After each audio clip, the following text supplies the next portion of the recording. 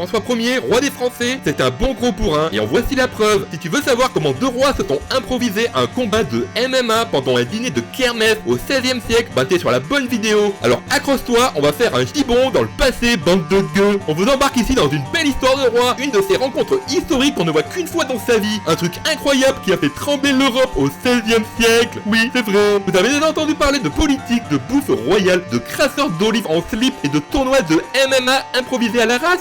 Bon bah ajoutez-y une bonne dose de fierté et un peu de frime à 2 balles et surtout une bonne dose d'alcool et vous avez la recette de ce qui s'est passé un jour de juin 1520. François Ier, le roi des fromages qui puent, et Henri VIII, le roi des roast beef, deux costauds en pleine forme, se sont retrouvés nez à nez dans un camp qui désirait grave sa mère, le camp du drap d'or. Imaginez un grand festin de malade avec plein de raviolis, des tentes couleur or et une ambiance de Technival. Tout le monde voulait savoir qui était le plus balèze, le plus blindé, le plus influent et qui avait la plus grosse. Mais ce que personne n'avait pu deviner, c'est que François Ier allait carrément foutre la terre le gros Henri VIII en plein banquet. J'imagine que vous voulez savoir comment? Et bah restez dans le coin, ça va arriver. Posez-vous peinard et tendez l'oreille parce que c'est l'histoire d'un duel surprise, d'un égo froissé et d'une soirée de folie qui a marqué les années.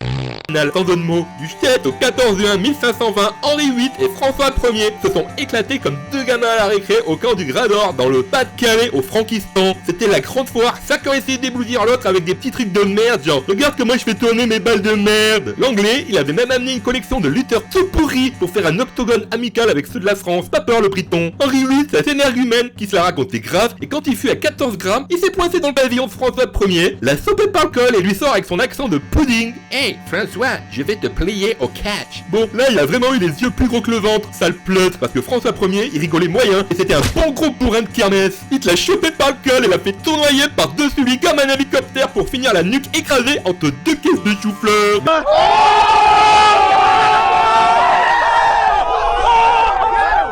Et Henri VIII s'est pas laissé démonter, il a fait venir des ambassadeurs français. Il leur a montré ses mollets de coq en disant qu'ils étaient mieux tournés que ceux de François le Bourrin. Oh, le vilain prétentieux! Le sac à vin voulait une revanche. Heureusement, le dîner fut annoncé et la compote l'a emporté sur le deuxième round. Et c'est bien dommage. Henri a dû prendre sur lui pour afficher un sourire, mais à l'intérieur, son ego en avait pris un sacré coup. On a même dit que cette nuit-là, quand il s'est couché, on aurait entendu une fourmi marcher tellement c'était le silence radio dans son camp. Quelle histoire, je vous jure! C'est pour quand la même baston avec Macron et Ursule?